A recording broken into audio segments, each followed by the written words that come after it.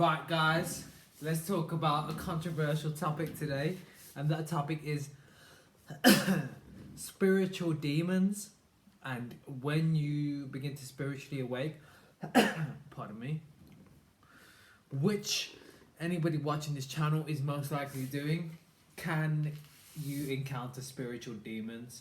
Can darkness come from a spiritual awakening? Can it open you up to, yeah, demonic things, demonic possession, spiritual, like, demonic kind of thing? And I know how uncomfortable this topic is to talk about, like, even in my body right now, like, it does feel a little bit uncomfortable because, well, basically, um mostly it's movies portrayal of what these things are of what these things are and how frightening they are and whatnot. And just it's just the unknown. I think we all have a subconscious kind of like recognition of spirituality, as in I think we all kind of sense that it exists. So if it does, then perhaps these supernatural demons and whatnot exist too. But mostly, when it comes down to it, I think it's more just our mind can kind of run away with the concept of it, but in reality, does it exist? So I just cut to the. Pardon me, I have a cough. It's not. It's nothing. It's nothing serious. But so if I just cut to the chase, does it exist? Yeah, somewhat. Is it like how you would think? No, I don't believe so. In my own personal experience, have I ever seen something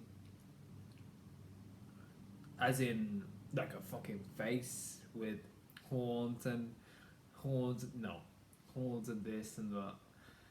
No. However, have I sensed? Yes. And have I kind of visually perceived from my peripheral vision? Yes. Like dark energy? Yeah. Yeah. Absolutely. You can even see it out in the world. If you're perceptive enough, you can see that some things emanate a dark frequency. They have like a darker energy rather than a lighter energy. So just the same way that these entities, they can have a dark presence in your peripheral vision, and you know what, it's nothing to fear. It's nothing to worry about, because most people, in fact, yeah, most people will have that. Basically what it is is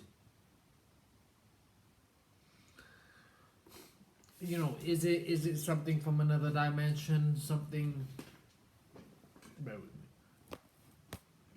something like supernatural? I think that's a ramification of the initial issue, which is pain. It's the pain body, as Eckhart Tolle would call it. It's a fragment of your consciousness, something that got stuck in pain a long time ago, and it hasn't been resolved, and because it's been fragmented and what some people would say compartmentalized. Just bear with me. Compartmentalized, which means you could not consciously process the pain at the point of it happening. I don't want to say trauma because I just don't like that word.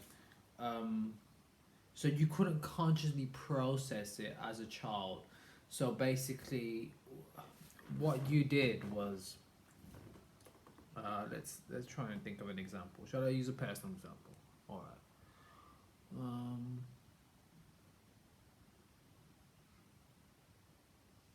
right, I'm gonna take my father. My father, um,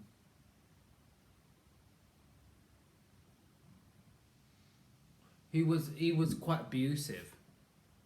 So if I recall a time, let's just go with one time he screamed at me extremely loudly, right in this ear. Uh, it was over finances. So, but I can recall I'd never heard a scream like that. Even it was over the phone. Um, and he almost he distorted the sound on the phone. So he screamed so loud it was like, oh my goodness. I didn't know where that came from. All this pent up destructive energy just like and it was extremely traumatic, just that experience. And so if I did not consciously process that in the time, uh to to actually function in daily life, I would have had to compartmentalize, which means make it subconscious, store it, which I don't like. I don't like going there because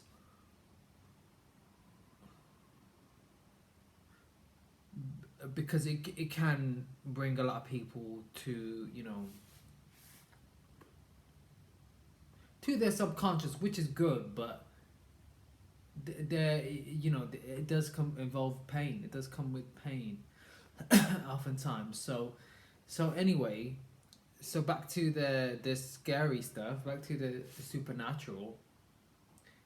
They are, if they exist how they would classically be portrayed, all they are is what has been attracted to pain, uh pain that has not been made conscious yet. So say, some people have been like, say, have a sexual trauma. In fact, to some extent, most people do. But because you're not conscious of it, it can sometimes manifest as a darker energy. You may be even able to sense it, which means you're becoming conscious of it. Now, could that attract something? Yeah, possibly. More than likely, you will attract physical people. To someone outside. You will attract physical people to yourself, who kind of mirror back that kind of like scariness, that kind of like, ooh, that's creepy, mate. That darkness. So yeah, oftentimes in my own reality, I mirror people who have these kind of like scary parts. But if I'm honest with you, most of them come down to a very subconscious secretion of which stems from religion, spirituality, that and it's over sex. That sex deserves suffering, or sex deserves sticking, as I like to call it. Basically, it's just an old religious belief from a long time ago, and because sexual energy is likened to spiritual energy, because they are basically the same thing. If you do emanate come on, this guy's pissing me off outside. If you do kind of like emanate a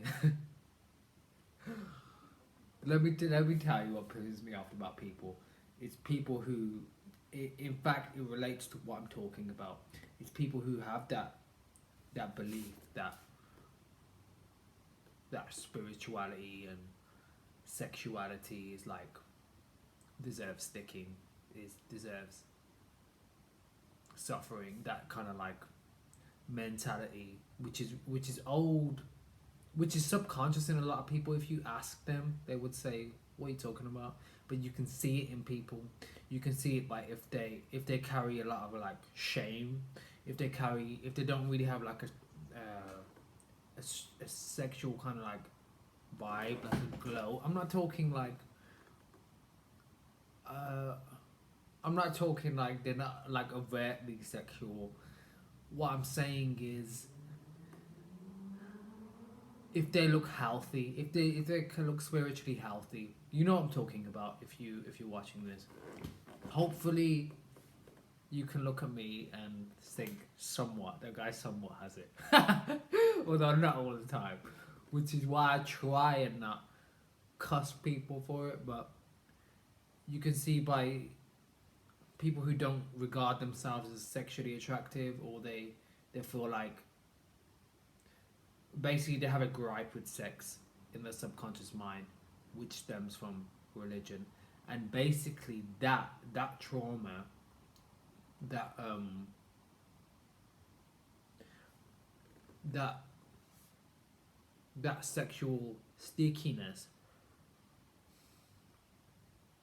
Sometimes when you're talking about this, it can actually bring it up inside of you. So anyway, so that sexual stickiness, um, uh, unless you make that pain conscious, and it is quite painful to do that, to go there and make it conscious, that can attract like that kind of energy that you don't want to, that kind of darker kind of vibe, I guess. Right, so anyway, nothing to fear. Nothing to fear if you're going through this. It just means you have to become conscious of stuff. And basically, it's alerting you to something you're holding that is not yet conscious. But once you start making it conscious, the situation usually clears up. It might take a while. It's taking a while with me. Sometimes I get vexed, like, how long is this fucking spiritual awakening supposed to last? How long is this spiritual awakening supposed to last until I start seeing fruition, until I start seeing the fruits of my labor, until I start feeling good in my body, until I start feeling sound and somewhat not sick all the time and whatnot, and just able to move forward in life and happy in life, not anxious and fucking scared in my body. How long until all that? I have these thoughts all the time, and they do sometimes get to me. They were getting to me like an hour ago, and what can I say? I don't think anybody knows. I can't tell you when. All I know is that what I sense is that it's very life changing work, but I don't know where the exact fruition is. But anyway, I hope this helped. I'm running on very little sleep today, but I seem to sound intelligent enough, somewhat sound intelligent. So take care. I hope this helped.